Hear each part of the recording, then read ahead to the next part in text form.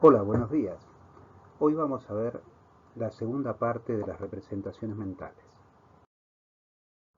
Habíamos llegado hasta las representaciones proposicionales, de las cuales debemos visualizar 5 grandes bloques que a algunos les resultarán sumamente conocidos. Por ejemplo, el primero de esquemas y marcos, que tiene que ver con el nivel más alto, nivel superior, conocidos por ustedes porque, por ejemplo, conocen la teoría de Piaget. En otro nivel, a nivel de frases, está el ACT de Anderson, las redes proposicionales. También en el nivel de frases están las redes conceptuales. En el nivel conceptual, casi en el nivel de la etiqueta verbal, está la teoría de los rasgos semánticos, y del mismo nivel, en el nivel conceptual, está la teoría de las redes semánticas. Ahora vamos a ver brevemente cada. En las representaciones proposicionales de la CT Executive Control of Thought de Anderson, la estructura subyacente a la organización de la memoria supone que cada proposición se compone de 4 vectores. A uno de ellos lo denomina agente y nosotros podemos pensarlo como el sujeto de la oración, un objeto que lo podemos pensar como lo que se predice de ese sujeto, el predicado, una relación que lo podemos pensar como el verbo principal, y un atributo que puede ser un marcador de tiempo, de género, de número, de potencial. El agente, a su vez, se compone de un atributo y una categoría. Y el objeto se compone de un agente, una relación y un objeto. Fíjense que esto es interesante porque este último aspecto es lo que le otorga a la estructura modular de la frase, de la sentencia, la posibilidad de ser recursivo, ya que una oración que tiene un agente y un objeto, en el objeto puede contener a su vez otro agente, otra relación y otro objeto, y a su vez ese objeto puede contener otro agente, otra relación y otro objeto, y por lo tanto, como si fuesen dos espejos enfrentados, podría propagarse indefinidamente. Esto permite satisfacer la generación de infinitas frases, que es uno de los acertos que luego veremos con mayor detenimiento cuando estudiamos Chomsky.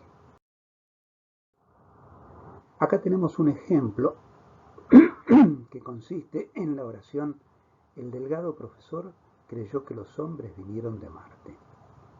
La descomposición, de acuerdo al diagrama que hicimos, es: el delgado profesor es el agente, el agente que es el profesor, la categoría es profesor, el atributo es el adjetivo que es delgado, creyó es el verbo principal, es la relación, y acá tenemos lo que les decía, la posibilidad de anidar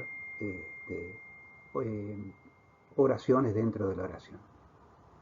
Que los hombres vinieron de Marte, está el verbo secundario, que es venir, que establece la segunda relación, con un agente que es hombres, que a su vez tiene un atributo que es hombres en plural, y que vinieron de ¿dónde? De Marte, que es el objeto de la segunda parte de la oración subordinada. Con una estructura de este tipo, las redes proposicionales nos permiten hipotetizar cómo funciona la propagación de la activación de cualquier idea en la cabeza. Para eso hay ciertos supuestos, y es que la información se almacena en una red, que los nodos pueden ser activados o no, que un nodo activo que contacta con otro hace que este otro también se active, que naturalmente la fuerza de activación es variable y degradante, es decir, que cumple con el efecto abanico de cascada empobrecida, es decir, A le pega a B, pero le transmite menos información, B le pega a C y le transmite menos información de la que recibió, D le pega a E, a la cual le transmite menos aún información de la que recibió, y así sucesivamente hasta que prácticamente se extingue. El número de nodos activos está limitado y se encuentra en una lista que indica cuáles son los que están activos. Las redes de dependencia conceptual fueron desarrolladas por Yankee Abelson, un psicólogo social y un informático por allá por los 70, y en realidad proponen que en realidad es suficiente 11 primitivas semánticas para dar cuenta de toda la producción lingüística y de todo sistema representacional. Entre ellos, dos actos mentales, como son transferir información y construir información, dos actos instrumentales, como son atender y producir sonidos, 5 acciones físicas, aplicar una fuerza, mover una parte del cuerpo, ingerir, expulsar y agarrar, y 2 cambios de estado, transferir un objeto y cambiar una relación abstracta. Con estas primitivas, que serían como las mínimas sentencias que existen en el absoluto en una máquina informática, en un programa informático, somos capaces de dar cuenta de la casi totalidad de expresiones que pueden surgir en las representaciones mentales. Yo quisiera hacer un pequeño comentario en esta teoría. Si bien el modelo como tal no tuvo una trascendencia que se haya desarrollado hasta estos días, como se basó fundamentalmente en la existencia de guiones, planes, metas, lo que se ha denominado scripts, así lo pueden buscar. Esto sí tuvo una derivación extraordinariamente potente en la clínica. Desde el marco teórico de la dependencia conceptual se han establecido técnicas de rehabilitación psicosocial altamente exitosos para enfermedades mentales graves. Por ejemplo, para enfermedades como esquizofrenia, donde puede haber existido una pérdida de la capacidad, digamos, de accionar social, se establecen guiones que la persona reaprende y que de pronto le permiten poder ir a un café, pedir el café, ver un partido en televisión, pagar y regresar a su casa sin meterse en problemas. Lo que no es poca cosa para una persona que se encuentra sumamente restringida. Los programas de rehabilitación psicosocial han tenido una expansión y una potencia de aplicación con un grado de éxito realmente extraordinario. La teoría de los rasgos semánticos, que nosotros luego veremos con mayor detenimiento, entiende que los conceptos son representados como listas de rasgos. Es decir, que en realidad hay una lista que se setea con diferentes valores para representar diferentes entidades. Por ejemplo, un gato tendrá 1 en se mueve, tendrá 1 en tiene pelos, tendrá 0 en tiene plumas, tendrá 0 en tiene alas, tendrá 1 en cuadrúpedos, tendrá 0,20 en nada de nadar, de modo tal que la representación de gato queda, como vemos más abajo, en una lista que es 1, 1, 0, 0, 1, 0,2, etc.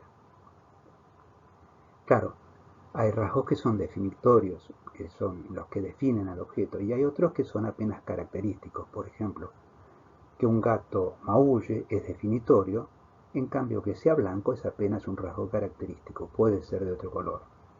Lo interesante de esta teoría es que la categoría no se almacena en la memoria como tal, sino que se calcula por comparación de rasgos cada vez que es necesario ser elicitado, es decir, cada vez que aparece el objeto físico en nuestra realidad sensible o aparece la evocación en nuestro proceso mental. Fíjense acá la comparación de dos entidades, de 3 en realidad, pájaro, pollo y avión, como de acuerdo a que tengan alas, que tengan plumas y que vuelen, constituyen, de acuerdo a cómo se seteen estas propiedades, estos 3 vectores que vemos a la derecha. El pájaro es 1, 1, 1, es decir, tiene alas, tiene plumas y vuela. El pollo tiene alas, tiene plumas y no vuela. Y el avión tiene alas, no tiene plumas y vuela. Esto es una forma posible de representación que nosotros veremos luego con mayor detenimiento y que ha tomado un extraordinario impulso de la mano de las neurociencias cognitivas y de la neuropsicología. Los modelos de redes jerárquicas han sido sin duda los que han tenido el mayor éxito en la década de los 80 y los 90. Tienen una serie de supuestos. Aquí estamos viendo el modelo de redes jerárquicas que luego va a ser sustituido por un nuevo modelo de propagación de la activación, pero marcan una continuidad inclusive autoral. Supone que la red está constituida por nodos en donde se encuentran las etiquetas verbales que constituyen las representaciones conceptuales y rasgos que son propiedades que describen a estos nodos. Las propiedades que se inscriben en la parte más alta, por ejemplo en este caso el animal que respira, come y tiene piel, transmite sus propiedades al nivel inferior, es decir que el ave es un animal que tiene alas y plumas, además de respirar, comer y tener piel. En el nivel bajo, un espécimen particular de ave, que es el canario, puede cantar y es amarillo, al mismo tiempo que tiene plumas y alas y tiene piel, come y respira. Los conceptos individuales entonces son llamados nodos, representados como por un conjunto de propiedades. Los conceptos están organizados en una jerarquía donde los más generales van al top y los más específicos por debajo. Las propiedades son almacenadas como rasgos en los niveles más altos posibles. Estos atributos luego se heredan hacia los conceptos subordinados. Esto hace una red económica en donde no se repiten propiedades. La verificación de una proposición es relativamente sencilla y tiene que ver con la distancia necesaria para responder una pregunta. La pregunta, ¿el canario es un ave? Y es rápida porque canario y ave están a distancia 1, mientras que canario es un animal que requiere 2 eslabones, es un poco más lento que canario es un ave. Y aunque a ustedes les parezca mentira, efectivamente esto se puede verificar experimentalmente. Generó una gran euforia, un gran entusiasmo, porque además se encontró que en ciertas formas de demencia se solía perder información subordinada, por ejemplo la del canario, antes que la información supraordinada, ave. Además se encontraron formas específicas de agnosia, Warrington y Salis, por ejemplo en el paciente JBR, podía identificar cosas inanimadas, pero no podía identificar cosas animadas, mientras que el paciente YOT mostraba un patrón inverso. Entonces este modelo permitía explicar la pérdida de rasgos, es animado o es inanimado. Claro, hay una serie de problemas. Es difícil encontrar cuáles son los rasgos definitorios, los atributos definitorios de un concepto. Si nosotros pensamos en un juego, ¿qué es? ¿Una actividad psíquica como el solitario? ¿Una competencia entre oponentes como el ajedrez? ¿Comprende estrategias como jugar a piedra, papel y tijera?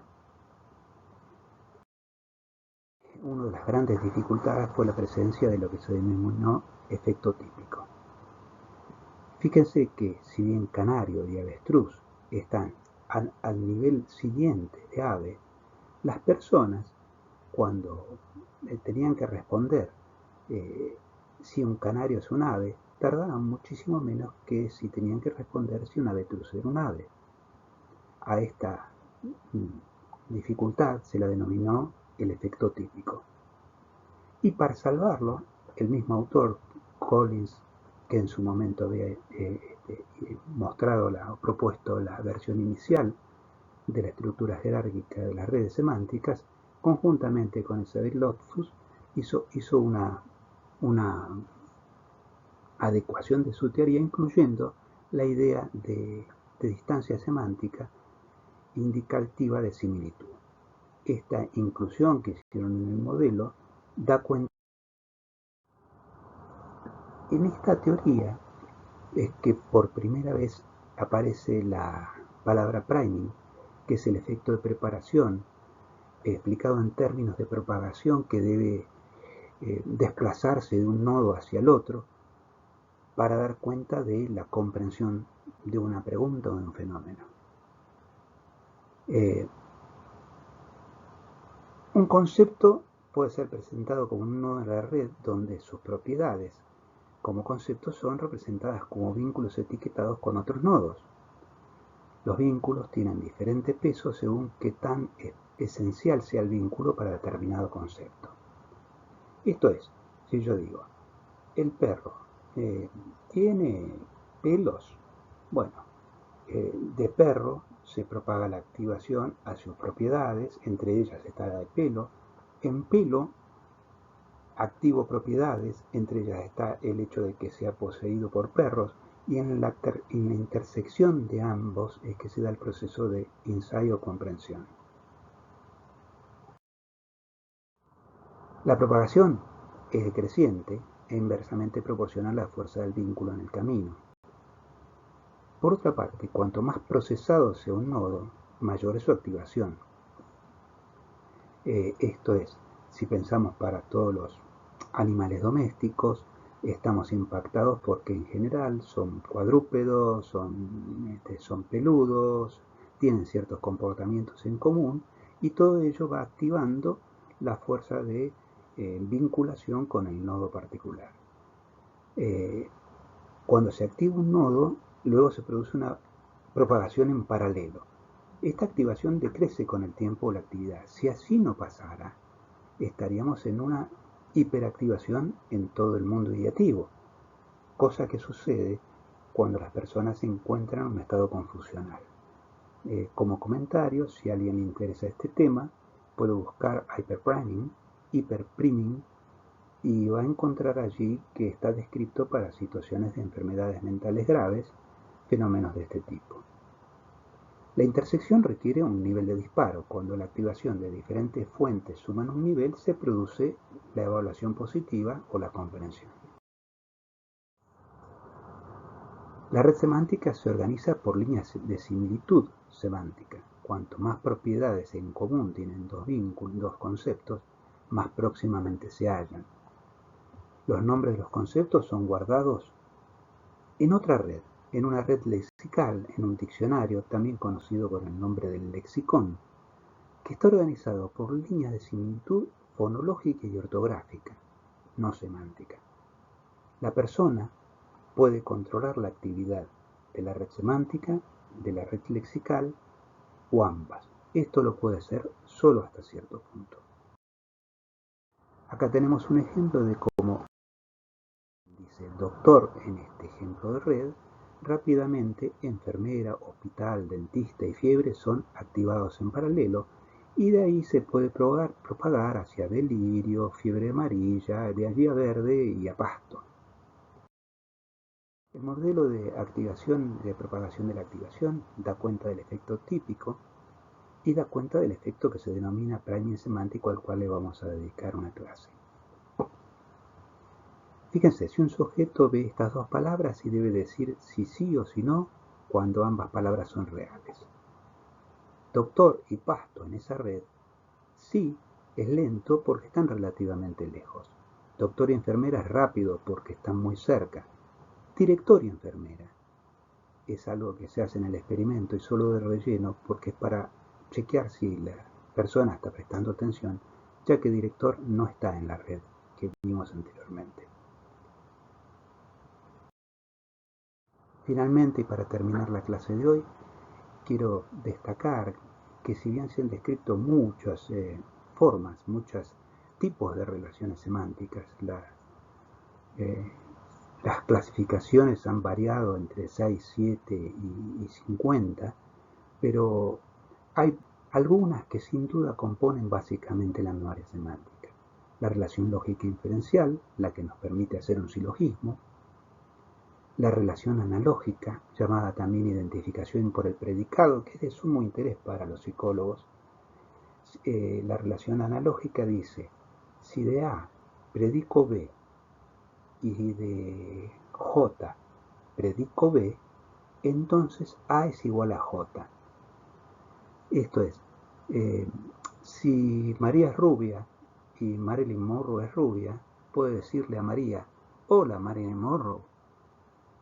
Y en realidad está en la base del chiste, está en la base de la propagación analógica, está en la base de la resolución creativa de problemas, pero también está en la base de las enfermedades mentales graves.